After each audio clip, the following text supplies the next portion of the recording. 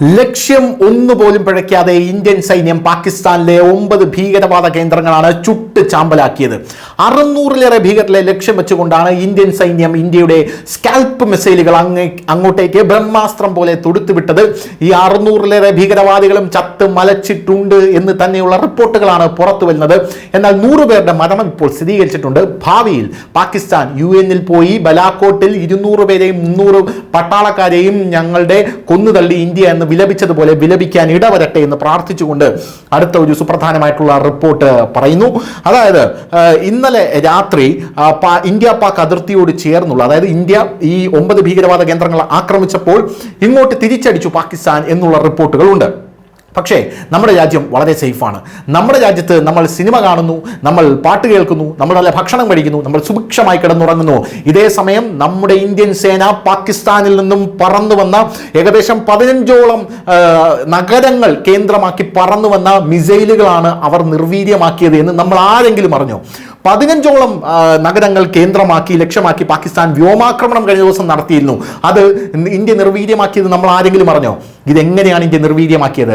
ഇന്ത്യയുടെ iron dome സംവിധാനമായിട്ടുള്ള S-400, നമ്മൾ Russia, നമ്മുടെ യുദ്ധ സുഹൃത്തായിട്ടുള്ള റഷ്യ നമുക്ക് തന്ന S-400 ആണ് പടക്കുതിരയെ പോലെ ഈ വ്യോമാക്രമണങ്ങളെല്ലാം ചുട്ട് ചാമ്പലാക്കിയത് എന്നുള്ളതാണ് പ്രധാനപ്പെട്ട ഒരു കാര്യമെന്ന് പറയുന്നത്. ഇന്ത്യ ചെയ്തതുപോലെയുള്ള, ഇന്ത്യ ഉപയോഗിച്ചതുപോലെയുള്ള മിസൈലുകളാണ് അവർ ഉപയോഗിച്ചത് എന്ന് തന്നെയാണ് പറയപ്പെടുന്നത്. അതായത് ഒരെണ്ണം പോലും ലക്ഷ്യം കാണാതെ സകലതിനെയും നമ്മുടെ S-400 എന്ന് പറയുന്ന ഇരുമ്പ് കുട തടുത്ത് നിർത്തി പൊളിച്ചടുക്കിയിരിക്കുന്നു എന്ന റിപ്പോർട്ടാണ് നമുക്ക് ലഭിച്ചത്. അനവധി ഡ്രോണുകളും ഇന്ത്യയുടെ അതിർത്തി കടക്കാൻ ശ്രമിച്ചു എന്നുള്ളതും വേറൊരു വസ്തുതയാണ്.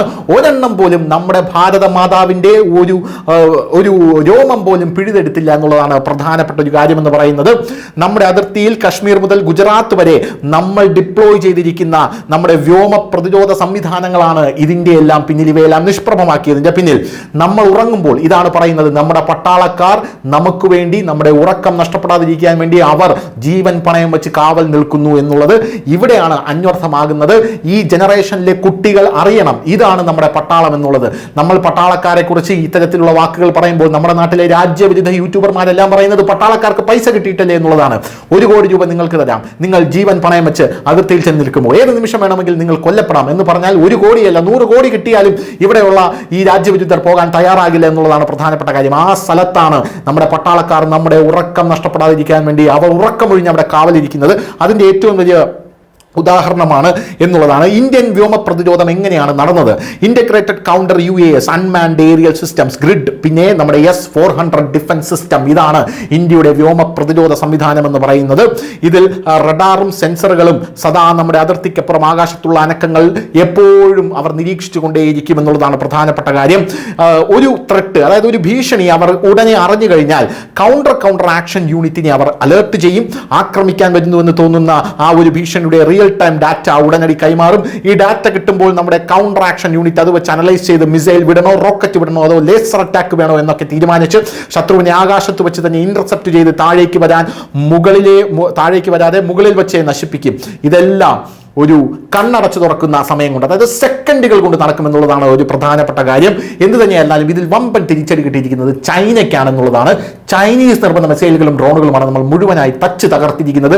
അതും റഷ്യയുടെ കരുത്തിൽ എന്നാണ് നമ്മൾ എടുത്തു പറയേണ്ട ഒരു പ്രധാനപ്പെട്ട ഒരു കാര്യം എന്ന് പറയുന്നത്. റഷ്യ അന്നും ഇന്നും ഇന്ത്യയുടെ ഉറ്റ സുഹൃത്താണ്, ചൈനയുടെ സുഹൃത്താണ്. പക്ഷേ ചൈന, റഷ്യ ഇന്ത്യയെ വിശ്വസിക്കുന്നത് പോലെ വിശ്വസിക്കുന്നില്ല എന്നുള്ളതാണ് മറ്റൊരു പ്രധാനപ്പെട്ട കാര്യം. എന്തായാലും ചൈനീസ് ആയുധങ്ങൾ വെറും ഓലപ്പിപ്പിയാണ് എന്ന് കൃത്യമായി ഇന്ത്യ ലോക രാജ്യങ്ങളോട് വിളിച്ചു പറഞ്ഞുകൊണ്ടിരിക്കുകയാണ്. ഇതാണ് ചൈനീസ് ആയുധം, ധൈര്യമായി അറ്റാക്ക് ചെയ്തോളൂ, ചൈനയല്ല ഇനി ഏത് രാജ്യം വന്നാലും യാതൊരുവിധ പ്രശ്നവുമില്ല എന്ന് കൃത്യമായി ഇന്ത്യ പറഞ്ഞു കൊടുക്കുകയാണ്. അതായത് ഒന്നുകിൽ ചൈനീസ് ആയുധങ്ങൾ വളരെ ദുർബലമാണ്, അല്ലെങ്കിൽ പാകിസ്ഥാന് ചൈന പണ്ട് കൊറോണയുടെ സമയത്ത് ജട്ടി കൊണ്ട്, അതായത് പഴകിയ ജട്ടി കൊണ്ട് തച്ച മാസ്കുകൾ കൊടുത്ത് അനുഗ്രഹിച്ചതുപോലെ പഴകിയ വിമാനങ്ങളും പഴകിയ മിസൈലുകളും കൊടുത്തു എന്ന് വേണം നമ്മൾ അനുമാനിക്കാൻ. ഈ 2 സാധ്യതകളിൽ ഏതെങ്കിലും ഒരു സാധ്യതയാണ് സത്യം എന്ന് പറയുന്നത്. എന്തായാലും ചൈന കൂടെ ലോക രാജ്യങ്ങൾക്ക് മുമ്പിൽ ഇന്ത്യ പാകിസ്ഥാന് നടയടി കൊടുക്കുമ്പോൾ വലിയ രീതിയിൽ നാണം കെടുന്നു എന്നുള്ള കാര്യത്തിൽ യാതൊരുവിധ സംശയവുമില്ല. ചൈനീസ് വ്യാളിയുടെ വാല് ഇന്ത്യ മുറിച്ചിരിക്കുന്നു. News desk, news India Malayalam.